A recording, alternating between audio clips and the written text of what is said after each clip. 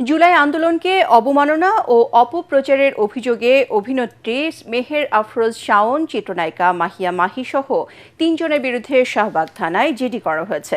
রাষ্ট্র সংলাপ ফোরামের ব্যানারে সংগঠনটি 3 সদস্য ওই অভিযোগ দায়ের করেন। অভিযোগ তদন্তে ডিবির সাইবার টিমকে পাঠানো হয়েছে বলে জানিয়েছে ডিএমপি। মনির হোসেন তপুর রিপোর্ট। জুলাই আন্দোলন নিয়ে সামাজিক যোগাযোগ মাধ্যমে পোস্ট করে আবারও আলোচনায় অভিনেত্রী মেহের আফরোজ শাওন। ছাত্র জনতার আন্দোলন নিয়ে কটাক্ষ করার অভিযোগে তীব্র প্রতিবাদ জানিয়ে নানা কর্মসূচি পালন করেছে অনেকে।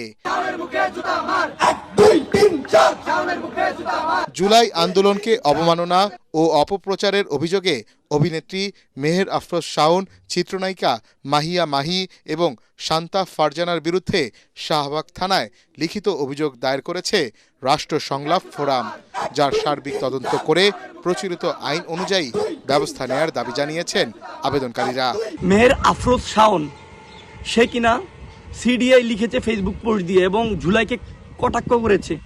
একই সাথে চিত্রনায়িকা মাহিয়া মাহি তিনি জুলাইকে কটাক্ষ করে, শহীদদের কটাক্ষ করে তিনি ফেসবুক ভিডিও বার্তায় বলেছেন বর্তমান সুপারস্টার সাকিব খানও নাকি এত সুন্দর অভিনয় করতে পারে না, যে অভিনয়টা জুলাই যোদ্ধারা নাকি করেছে। পুলিশ জানায় অভিযোগটি সাইবার সংক্রান্ত হওয়ায় এর তদন্তের ভার ডিবির সাইবার বিভাগকে দেওয়া হয়েছে।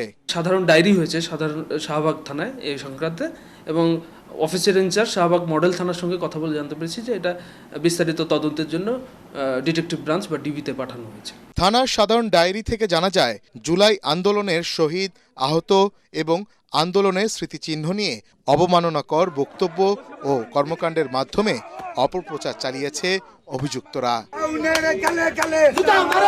মনির হোসেন তপু, এটিএন বাংলা, ঢাকা।